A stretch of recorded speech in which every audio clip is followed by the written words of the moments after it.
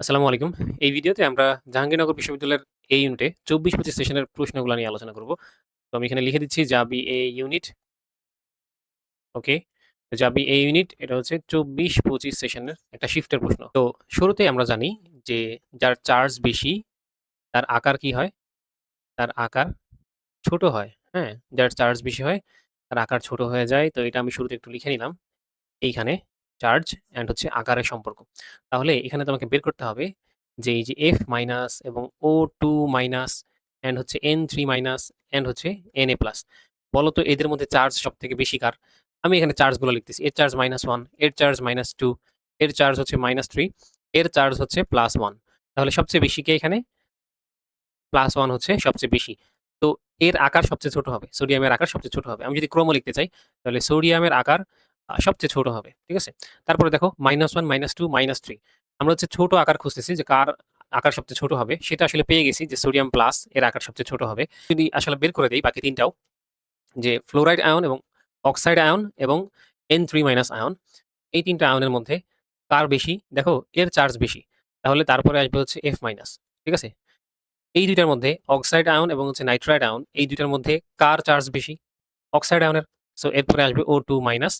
সবার শেষে সবচেয়ে বড় আকার হবে হচ্ছে N3- এর নাইট্রাইট আয়নের। তাহলে সবচেয়ে ছোট কার হবে? সোডিয়াম আয়নের। বুঝতে পারছো?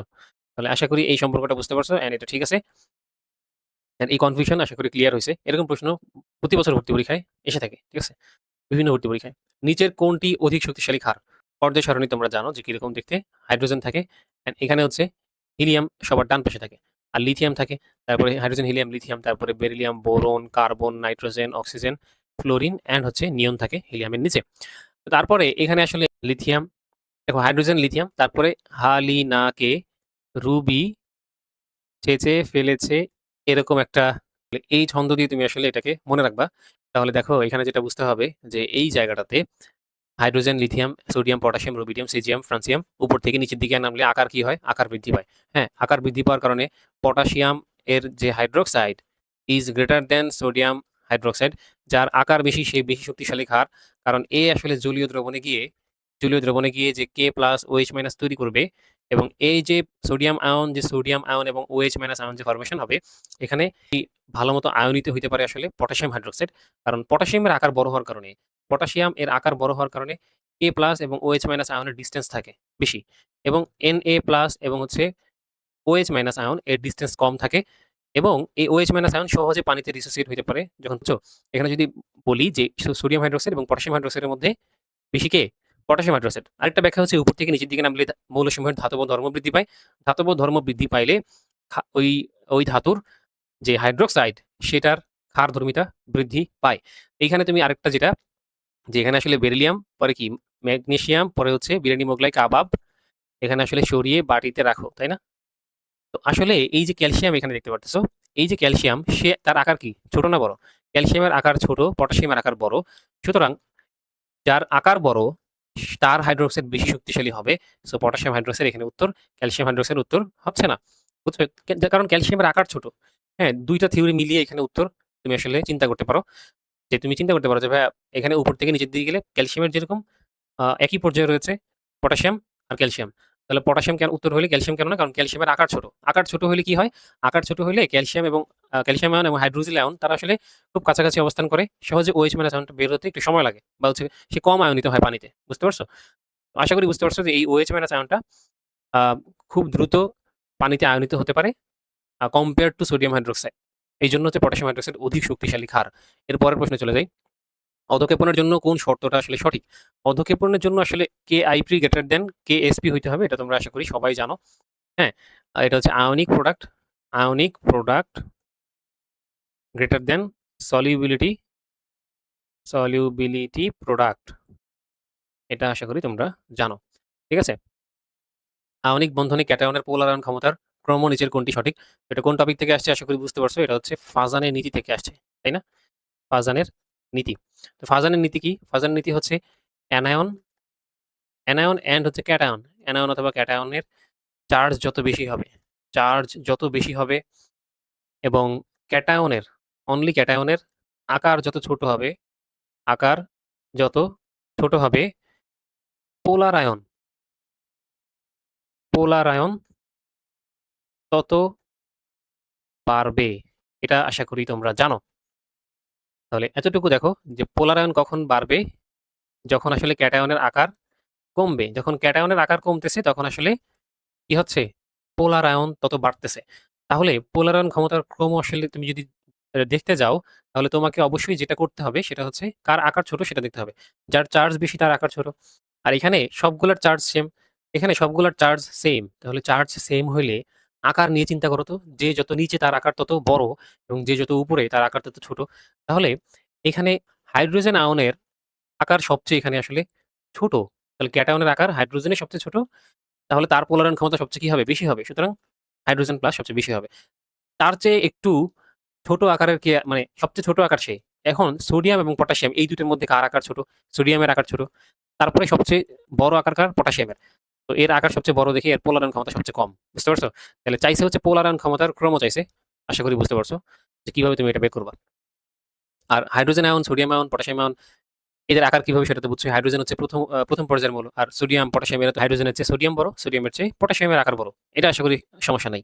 ওকে, এরপরে দেখো, ফেলিং দ্রবণে Cu2O এর লাল পদক্ষেপ দেয় কারা কারা? অ্যালডিহাইড দেয় কিনা, ফর্মিক অ্যাসিড দেয় কিনা, গ্লুকোজ দেয় কিনা। এইখানে দেখো, এইখানে যে ফেলিং দ্রবণ, এই ফেলিং দ্রবণ আসলে Cu2+ কন্টেইন করে, বুঝছো? এই Cu2+ থেকে Cu2+ থেকে Cu2+ এটা আসলে একটা জারক, একটা কি জারক রূপে কাজ করে। আমি এটা একটু অন্য কালি দিয়ে দেখাই। এটা একটা জারক রূপে কাজ করে। তো জারকের সাথে যদি একটা বিজারক দেওয়া যায়, জারকের সাথে যদি একটা বিজারক দেওয়া যায়, বিজারক দেয়া গেলেই এইখানে যেটা হয় যে Cu2+ সে আসলে কপার 1 অক্সাইড হয়ে যায় এবং এটার লাল অধক্ষেপ পড়ে। তো লাল অধক্ষেপটাকে আমরা যদি লাল কালি দিয়ে লিখি তাহলে আচ্ছা থাক, সাদা কালি দিয়ে লিখি, লাল অধক্ষেপ পড়ে, বুঝছো? তো এই লাল অধক্ষেপ পরে এই যে বিজারক রূপে কাজ করতে পারে অ্যালডিহাইড, অ্যালডিহাইডও বিজারক রূপে কাজ করতে পারে, ফর্মিক অ্যাসিডও বিজারক রূপে কাজ করতে পারে এবং গ্লুকোজ সেও আসলে বিজারক রূপে কাজ করতে পারে, করে এই Cu2+ কে Cu2O তে পরিণত করে ফেলে, বুঝছো? তো জারক একটা বিজারকের সাথে বিক্রিয়া যখন করবে তখন আসলে এই জারক কপার 2+ কন্টেইনিং একটা দ্রবণ, এই দ্রবণ যখন বিজারকের সাথে বিক্রিয়া করবে তখন আসলে জারিত হয়ে কি হবে, লাল দ্রবণে পরিণত হবে, লাল অধক্ষেপ ফেলবে, বুঝছো? আলাদা আলাদা ভাবে প্রত্যেকটা কিভাবে কিভাবে আসলে বিজারক রূপে কাজ করতেছে সেটা আমি এখানে এক্সপ্লেন করতেছি না, ঠিক আছে? এরপরে যাই, এসএটিপিতে কোন গ্যাসের, এই প্রশ্ন দেখো, এসএটিপিতে গ্যাসের মোলার আয়তন কত? এসএটিপিতে বি হচ্ছে 24.789 লিটার, এসটিপিতে হচ্ছে 22.414 লিটার। এই প্রশ্ন দেখো, কোনটা ইলেকট্রোফাইল? ইলেকট্রোফাইল হচ্ছে অ্যালুমিনিয়াম ক্লোরাইড, বাকি তিনটাই হচ্ছে নিউক্লিওফাইল। কারণ এই যে অ্যামোনিয়া এবং পানি এবং হচ্ছে ROH এরা আসলে নিউক্লিওফাইল রূপে কাজ করে। কোনো একটা পজিটিভ প্রান্তে এরা গিয়ে অ্যাটাক করতে পারে, বুঝছো, লোন পেয়ার দিয়ে। তো ওরা আসলে নিউক্লিয়াসের প্রতি অ্যাট্রাকশন এদের আছে, এজন্য এরা সবাই নিউক্লিওফাইল। এরা কি? এরা হচ্ছে নিউক্লিওফাইল, বুঝছো? অন্য কালি দিয়ে যদি একটু দেখাই এখানে, তাহলে এরা হচ্ছে নিউক্লিওফাইল। এবং এই অ্যালুমিনিয়াম ক্লোরাইড হচ্ছে অষ্টক সংকুচিত যৌগ। অষ্টক সংকুচিত যৌগ হওয়ার কারণে সে ইলেকট্রোফাইল রূপে কাজ করে। আচ্ছা, এরপরে দেখো, কোনো মৌলের স্কোয়ার NP5 ইলেকট্রন বিন্যাস থাকলে ওই মৌলের অবস্থান পর্যায় সারণীতে কোন গ্রুপের হবে? তো গ্রুপ যদি আমরা বের করতে যাই, গ্রুপ নাম্বার যদি বের করতে যাই, তাহলে এস এ আছে হচ্ছে 2টা, পি তে আছে হচ্ছে 5টা। সো 2 আর 5 যোগ দিয়ে এর সাথে 10 যোগ দিতে হবে। যত আসবে ততই হবে হচ্ছে গ্রুপ সংখ্যা, বুঝছো? তাহলে গ্রুপ হবে হচ্ছে 17। এস এবং পি যদি একসাথে থাকে, তোমরা এটা জানো আশা করি। এরপরের প্রশ্নে চলে যাই। আন্তর্জাতিক রসায়নবিদ দ্বারা স্বীকৃত সবুজ রসায়নের মূলনীতি হচ্ছে 12টা। হ্যাঁ, এটা রাসায়নিক পরিবর্তন অধ্যায়ে পড়ছো। এই নাইট্রোজেন এর আইসোটোপ একটা দেওয়া আছে। এই আইসোটোপে নিউট্রন সংখ্যা কত? তো নিউট্রন সংখ্যা সমান সমান আমরা জানি যে A-Z। যদি এটা একটু মুছে দিই, তো এটা কিভাবে আমরা বের করব? আমরা জানি যে একটা মৌল যদি এরকম থাকে যে AZX, এই মৌলের যদি নিউট্রন সংখ্যা আমরা বের করতে যাই তাহলে আমরা হচ্ছে A থেকে Z মাইনাস করি। তাহলে A হচ্ছে এখানে 15, Z হচ্ছে পারমাণবিক সংখ্যা হচ্ছে 7, হ্যাঁ, আর ভর সংখ্যা হচ্ছে 15। তো এটা মাইনাস করলে কত আসবে? 8। বুঝতে পারছি? তাহলে 8 হচ্ছে এখানে নিউট্রন সংখ্যা। এরপরের প্রশ্ন দেখো, গ্রাফাইটে কোন ধরনের সংকরণ থাকে? তো গ্রাফাইটে আসলে sp2 সংকরণ হয় এবং আরেকটা সাথে মনে রাখবা যে হীরক প্রায় সময় ভর্তি পরীক্ষায় আসে, গ্রাফাইট এবং হীরক। হীরক হচ্ছে sp3 আর এখানে আরেকটা যেটা মনে রাখবা সেটা হচ্ছে এদের বৈশিষ্ট্য। এদের বৈশিষ্ট্যগুলো আমি এখানে দেখাচ্ছি না, তোমরা বই থেকে দেখবা। বৈশিষ্ট্য খুবই ইম্পোর্টেন্ট ভর্তি পরীক্ষার জন্য, ঠিক আছে? কারা তড়িৎ পরিবহন করে, গ্রাফাইট তড়িৎ পরিবহন করে কিনা, হীরক করে কিনা, এবং আরো কিছু বৈশিষ্ট্য আছে, এগুলো বই থেকে পড়বা। কোনটা? এটা যদি তুমি বের করতে চাও তাহলে তোমাকে তড়িৎ রাসায়নিক সিরিজ পড়ে আসতে হবে। যে এটা আসলে তোমরা আসলে মুখস্থ রাখছো কিনা জানি না। আমি তো আমার মতো করে মুখস্থ রাখছিলাম ভর্তি পরীক্ষার সময় এবং এখন ওইভাবে পড়ি। আ লিখবা কে না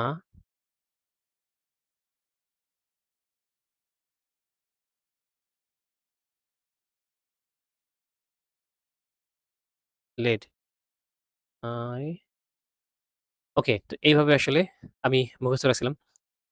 এটা হচ্ছে তড়িৎ রাসায়নিক সিরিজ। তো তড়িৎ রাসায়নিক সিরিজের আরো কিছু মৌল এখানে বাদ আছে। সেগুলো আমি বলতেছি না। এখানে দেখো, এখানে অপশনের মধ্যে লিথিয়াম এবং সোডিয়াম এবং হচ্ছে আর কি আছে, পটাশিয়াম। আচ্ছা, এখানে একটু ভুল করছি। এটা হচ্ছে ক্যালসিয়াম হবে। ওকে, এটা হচ্ছে ক্যালসিয়াম। তাহলে অপশনে কি আছে? সোডিয়াম, লিথিয়ামও আছে। আম আর হচ্ছে পটাশিয়াম আছে। আর কি আছে? সিলভার আছে। সিলভার সবার নিচে এদিকে আছে। সিলভার হচ্ছে এদিকে এর নিচে থাকে। তাহলে যে যত উপরের দিকে থাকে, তার জারণ বিভব তত বেশি হয়। তার জারণ ভালো হয়। যার জারণ হয় সে নিজে কি বিজারক। তাহলে সবচেয়ে শক্তিশালী বিজারক হচ্ছে লিথিয়াম। বুঝছো? সবচেয়ে শক্তিশালী বিজারক কে? লিথিয়াম। এরপরে শক্তিশালী বিজারক হচ্ছে পটাশিয়াম, এরপরে বেরিয়াম, এরকম। কোনটা অ্যাসিড বৃষ্টির সাথে সংশ্লিষ্ট নয়? ওকে, তাহলে এই ধরনের প্রশ্ন জাহাঙ্গীরনগরে একটু কমন আসে প্রায় সময়। তুমি অ্যাসিড বৃষ্টির রিঅ্যাকশনগুলো একটু মনে রাখবা। নাইট্রিক অ্যাসিড তৈরি হয় এবং হচ্ছে সালফিউরাস অ্যাসিড তৈরি হয়, H2SO3, আর হচ্ছে সালফিউরিক অ্যাসিড তৈরি হয়। হ্যাঁ, পার্সেন্টেজ আছে, এটা হচ্ছে 60 অ্যারাউন্ড 60% উৎপন্ন হয় সালফিউরিক অ্যাসিড এবং 5% নাইট্রিক অ্যাসিড, এরকম এখানে পার্সেন্টেজ আছে। তো আসলে কি কি বিক্রিয়া করে? প্রথমে আসলে নাইট্রোজেন ডাইঅক্সাইড সে আসলে অক্সিজেনের সাথে এবং পানির সাথে বিক্রিয়া করে তৈরি করে হচ্ছে নাইট্রিক অ্যাসিড। এবং সালফার ডাইঅক্সাইড সে যখন আসলে পানির সাথে বিক্রিয়া করে তখন আসলে তৈরি করে হচ্ছে সালফিউরাস অ্যাসিড। এবং সালফার ট্রাইঅক্সাইড সে হচ্ছে পানির সাথে বিক্রিয়া করে সালফিউরিক অ্যাসিড তৈরি করে। এখানে দেখো, এখানে আসলে সালফার ডাইঅক্সাইড কাজে লাগতেছে এবং হচ্ছে সালফার ট্রাইঅক্সাইডও কাজে লাগতেছে, নাইট্রোজেন ডাইঅক্সাইডও কাজে লাগতেছে। অ্যাসিড বৃষ্টির মধ্যে কার্বন ডাইঅক্সাইডের কোনো কাজ নাই, ঠিক আছে? তো এই জন্য আসলে এখানে উত্তর হচ্ছে অ্যাসিড বৃষ্টির সাথে সংশ্লিষ্ট নয় হচ্ছে কার্বন ডাইঅক্সাইড। এরপরের প্রশ্ন দেখো, যে 1 ফ্যারাডে বলতে আসলে কি বোঝায়? এটা দেখো, যে 1 ফ্যারাডে সমান সমান আসলে Na ইনটু ই। হ্যাঁ, Na হচ্ছে 6.02 ইনটু 10 টু দি পাওয়ার 23, এটা তোমরা জানো। এবং ইলেকট্রনের চার্জ হচ্ছে Na ইনটু ই। ই হচ্ছে ইলেকট্রনের charge 1.6 into 10 to the power -19 coulomb. বুঝছো? এই দুইটা গুণ দিলে আসে হচ্ছে 96,500 কুলম্ব। এটা আসে। 1 ফ্যারাড সমান সমান আমরা এইটা পাই যে 1 ফ্যারাড সমান সমান আসলে 96,500 কুলম্ব। তো এখানে 1 ফ্যারাডের সমান সমান আসলে কি বোঝায় সেটা চাইছে। যদি বলতো যে কুলম্ব, তাহলে তুমি বলতে যে 96,500 কুলম্ব। কিন্তু বলছে যে কতটি ইলেকট্রনের চার্জ। দেখো, ইলেকট্রনের চার্জ কতটি? 6.02 ইনটু 10 টু দি পাওয়ার 23 টি। ঠিক আছে? তাহলে এখানে এখানে তো মনে হচ্ছে সি এবং ডি অপশন একই অপশন লাগানো উচিত ভর্তি পরীক্ষায়। ঠিক আছে? পর্যায় সারণীতে একই পর্যায়ে বাম থেকে ডান দিকে মৌলগুলোর ক্ষেত্রে কোন তথ্যটা সঠিক? তো মৌলগুলো যদি লিখি হাইড্রোজেন, হিলিয়াম, এবং তুমি যদি এইভাবে চিন্তা করো lithium, beryllium, boron, carbon, nitrogen, oxygen, fluorine and হচ্ছে নিয়ন।